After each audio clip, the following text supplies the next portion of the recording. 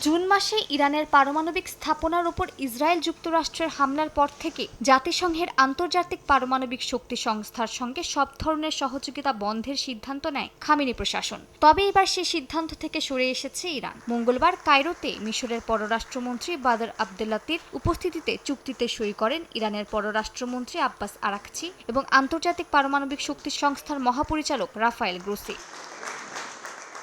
চুক্তির মাধ্যমে ইরান নিজেদের পারমাণবিক কর্মসূচির শান্তিপূর্ণ প্রকৃতিকে প্রমাণের সুযোগ পাচ্ছে বলে জানায় পররাষ্ট্রমন্ত্রী আব্বাস আরাকচি। একই সঙ্গে আইএইএ-কে নিরপেক্ষতা ও আন্তর্জাতিক আইন মেনে চলার আহ্বান জানায় ইরান। এটি একটি সঠিক পদক্ষেপ, এক ধরনের দরজা খোলার মতো। অবশ্যই এখনো অনেক কিছু বাকি আছে যা বাস্তবায়ন করতে হবে। আমাদের ভালোভাবে কাজ করতে হবে। বিশ্বের অন্যান্য দেশের সাহায্য প্রয়োজন এবং আশা করি তারা তা যথাযথভাবে করবে।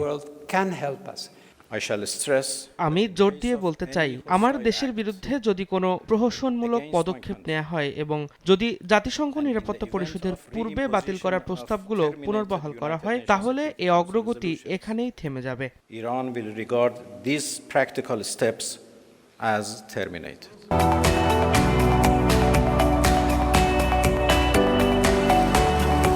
এদিকে পারমাণবিক চুক্তি লঙ্ঘনের অভিযোগ তুলে ইউরোপীয় ৩ দেশ যুক্তরাজ্য, ফ্রান্স ও জার্মানি হুঁশিয়ারি দিয়েছে যে আগামী ৩০ দিনের ভেতরে সমঝোতা না করলে ইরানের বিরুদ্ধে কার্যকর হবে স্ন্যাপব্যাক মেকানিজম। বিশ্লেষকদের মতে ইরানের পরমাণু কর্মসূচি পুনর্গঠনের পর আগামী ৬ মাস কিংবা কয়েক বছরের মধ্যে পরিস্থিতি পাল্টে যেতে পারে। ইউরোপীয় শক্তিগুলো তাই কঠোর অবস্থান নিয়েছে। মালিহা সুহরওয়ার্দী, সময় সংবাদ।